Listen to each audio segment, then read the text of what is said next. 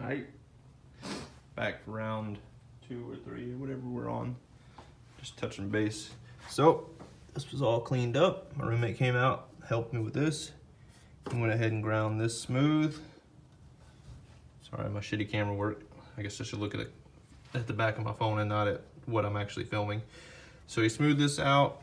I rolled the car back over before I remembered I needed to update a little quick video. He smoothed all this out, all the back side of this, and the top of this. He took as much paint off as possible. So I think what I'm gonna end up doing is I'm gonna try to weld it without cutting up the floor and see if I can bridge the gap from just the underside. I might just kind of tap it up with a hammer maybe. Well, no, I don't wanna dent that. I'll never get it flat again. But I think I can get a MIG wand in at an angle here and run this seam. If not, if that's not boxed in completely, I'm not that worried about it.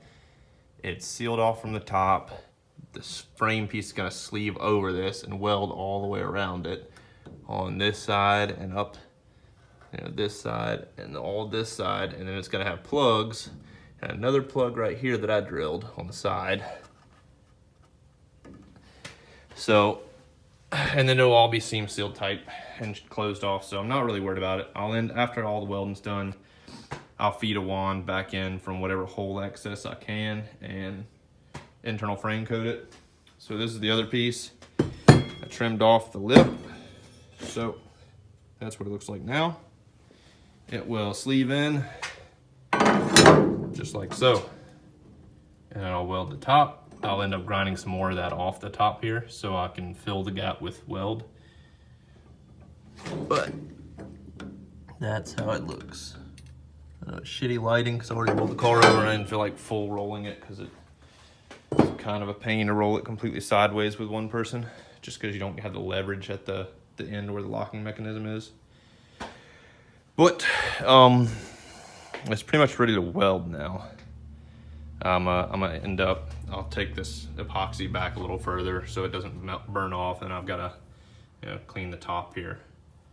Take the epoxy off the top section some more, and then this seam sealer is probably gonna burst into flames, along with everything else that's around it that I couldn't get off because seam sealer does not want to come off nicely. It just gums up every sander and grinder and wire wheel or whatever you throw at it. But that's what I have to do. TCI did finally message me back. They're a little slow on emails, but they seem to be decent customer support, so I can't rag on them too much. I wish they were a little better like some other companies out there. By the way, I'll throw a shout out to American Auto Wire. Holy crap, I'm impressed with their tech support. They're on their shit. But anyways, TCI said they're gonna mail these tabs out to me so I don't have to chop these off this bracket. And then I could mail this back and get my 40 bucks back, maybe. I don't know if they'll take it back since it's got a little bit of surface rust on it. I mean, I could blast it. I don't know if they'll take it or not. I don't know if it's really worth sending that one piece back.